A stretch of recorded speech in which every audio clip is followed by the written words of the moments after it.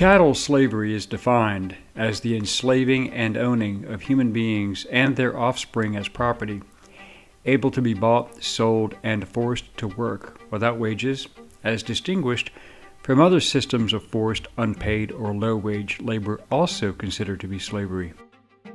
Was chattel slavery among the Africans by the Europeans unique? Which cultures enslaved the most people? Which cultures practiced slavery the longest? Which slave trade had the most slaves during their history? Hello, I'm Colin Heaton, a veteran of the United States Army and Marine Corps, former history professor, book author, and welcome to this episode of Forgotten History.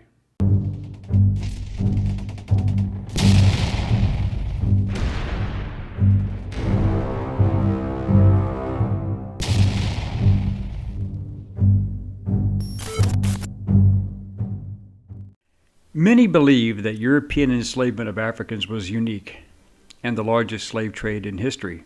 They use the term chattel slavery denoting the method in the United States specifically. This ignores the fact that this was not unique to the North American experience. South America also had the practice with the Spanish and Portuguese. Was it unique to the Europeans? History says no, and in fact, this is a myth. Enslaving people in chains for forced labor, owning them as property, as well as their offspring, was practiced long before the European powers even first set foot in West Africa, and European Slavs were the primary targets for enslavement in Eastern and Central Europe for several thousand years by many empires. It is often believed that the word slave was derived from the Latin word for Slav as the Roman Republic and later the Empire expanded into Eastern Europe. Slavs were a primary target for their slave trade. In addition, the Slavs were themselves enslavers of others, to include Byzantine Greeks, as stated by historian Igor Froyanov. Many scholars believe that the word slave has its origins in Old Greek, leia meaning to plunder or taking booty, as well as conquer and take.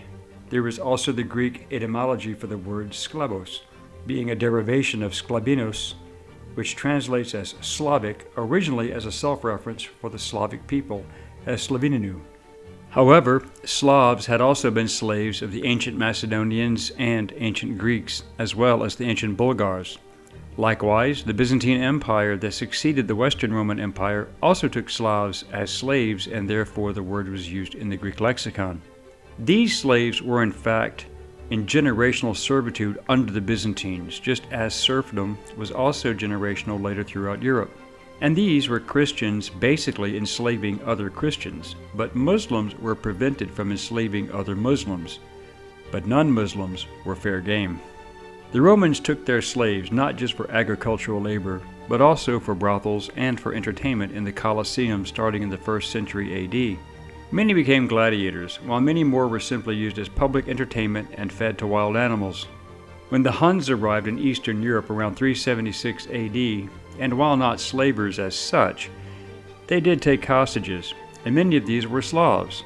Slavs, not being a unified people and just a collection of scattered peoples, were easy to conquer and enslave.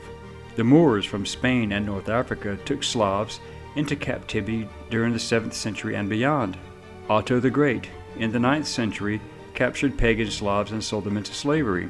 The Seljuk and Ottoman Turks used the same method against their African and European slaves. In fact, 20% of their populations were slaves. In the mid-14th century, Ottoman Sultan Murad I built an army of slaves, referred to as the Kapukulu. The Desvirme system allowed for promotion and advancement if they converted to Islam, such as within the Janissary Corps. Other slaves were kept for hard labor and basically worked to death. It is believed by many historians that Sultan Mehmed II established the first open commercial Ottoman slave market in Constantinople in the 1460s, following the model already used throughout Turkey, replacing the former Byzantine slave market. Historian Nicolas de Nicolay states that there were slaves of all ages and both sexes, often displayed naked, to be thoroughly checked, and this was true of children and young women for potential buyers. For 600 years, the Ottomans practiced the largest slave trade in history, and sometimes it was brutal. Historian Madeline C. Zilfi chronicles that under both Arab and Ottoman rule, black Africans were considered inferior to European and Caucasian slaves, and therefore less valuable, therefore expendable. Many slaves served on Ottoman ships, the Ohrid galleys.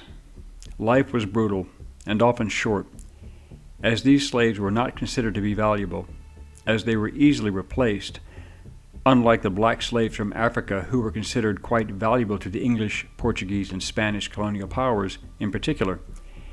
To the Muslims, they were almost worthless.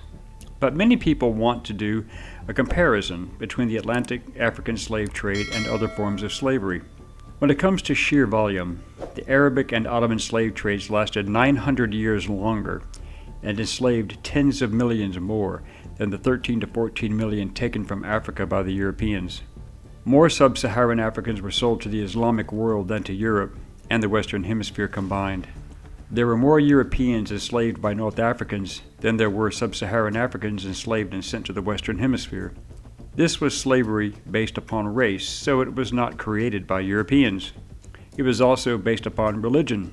Non-Muslims, as I said before, were targets. In fact, the Europeans were very late to the party and basically amateurs when it came to slavery. The Spanish and Portuguese were the most effective, taking over 90% of the Africans for their colonial empires starting in the mid-15th century. The English actively entered the slave trade over 100 years later. Millions of Muslim slaves were Slavic Christians, among many other Christian ethnic groups. However, what is of interest was that if Christians or other non-Muslim groups paid tribute, basically paying taxes or bribes, then this often prevented the taking of slaves in most cases. It was a protection racket. This was also true of the Ottomans for the most part, but not necessarily for the Arab cultures who still exacted tribute, but often still raided for slaves all over Europe and East and Central Africa, such as the East African and Barbary slave trades. Slavery for life was not unusual, and the children of slaves inherited that status in many cases. Punishments in their society ranged from impaling, flogging, burning, hanging, and beheading. All were normal punishments in Muslim culture, but for a slave to escape and to be recaptured or simply charged with a crime, these punishments, execution by any means, were standard procedures. This was mainly due to the vast numbers of potential slaves that cost nothing to acquire and were worked to death in various ways. Ottoman and Arab slavers took their slaves from territories they either raided or had conquered, requiring no expense for obtaining free labor. A century after the Western societies ended legal slavery, the Young Turks adopted an anti-slavery stance in the early 20th century. As stated by historians Clarence Smith and William Gervais, Sultan Abdul Hamid II's personal slaves were freed in 1909, but members of his dynasty were allowed to keep their slaves, and, finally, Mustafa Kemal Ataturk ended legal slavery in the Turkish Republic. However, Turkey waited until 1933 to ratify the 1926 League of Nations Convention on the Suppression of Slavery. Nonetheless, illegal sales of girls were reportedly continued at least into the early 1930s, and the legislation explicitly prohibiting slavery was not adopted until 1964. In other Muslim countries, slavery also lasted longer than in the West, with Saudi Arabia finally ending legal slavery in 1962. Legal slavery lasted in the Islamic world from the 6th century well into the 20th century. Muslim slavers operated from Europe, Africa, and Asia to the Indian Ocean, which involved hundreds of millions of people being slaves. Yes, Muslim slave trading was the greatest in history, and it still exists today, only it is not openly practiced nor endorsed by any government. Thank you for watching Forgotten History. Please click like, subscribe, and share. Send us comments and show ideas, and we will get back to you as soon as possible. Until next time.